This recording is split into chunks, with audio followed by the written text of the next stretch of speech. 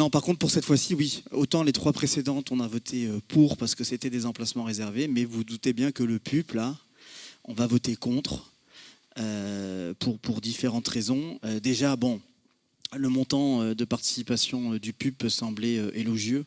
Il ne faut pas oublier que c'est juste le successeur de ce qu'on appelait communément la taxe d'aménagement. C'est juste présenté sous une nouvelle forme. On est à peu près sur la même clé de répartition financière que le PUP des Péreguins.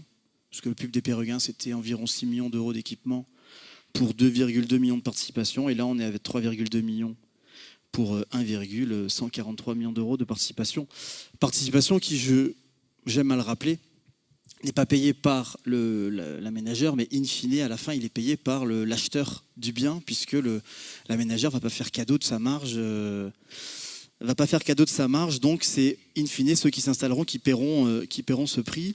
Mais là, par contre, où franchement, on émet des alertes, c'est qu'autant les Péreguins, tout le monde sait effectivement la vie que j'en ai, mais la surface d'intervention était de 89 000 mètres carrés, certes avec un bassin de rétention et avec un parc, et là je suis le plan de mixité sociale où je tempère avec le PUP, mais pour environ 378 logements, et là on est à 23 000 mètres carrés pour 138 logements.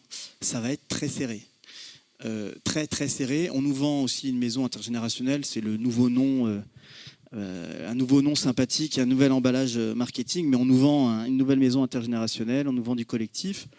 Ça va être vraiment très très très serré. Quand on voit les plans déjà qui commencent à sortir pour les Péreguins, et on se dit effectivement, en fait, il n'y aura pas assez de place pour que tout le monde puisse, de manière sereine, au vu des nouveaux usages, stationner. On se dit qu'à la Clovade, avec 23 000 mètres carrés et 138 logements, ça va être plus que serré.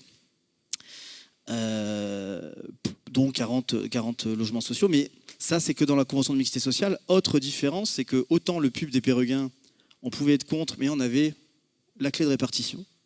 On avait le montant annoncé de logements en individuel, on avait le nombre de logements collectifs, on avait une idée générale. Autant là, vous dites juste qu'il y aura du logement normal, du logement social et du collectif, mais on n'a aucune idée du nombre, du montant. On ne sait pas combien. Donc ça renforce le flou autour de ce PUP et de surcroît, je ne vais pas m'étendre plus longtemps. Tout le monde un petit peu, ça fait 5 ans quand même que nous, on se bat contre ce type de choses. Et donc je ne vais pas m'étendre, mais néanmoins, pour un petit peu conclure, vous faisiez il y a quelques jours, monsieur le maire, une réunion de quartier justement à la Clovade. Et dans votre compte-rendu, il y avait justement l'inquiétude et les problématiques que vous ont fait remonter les habitants du stationnement.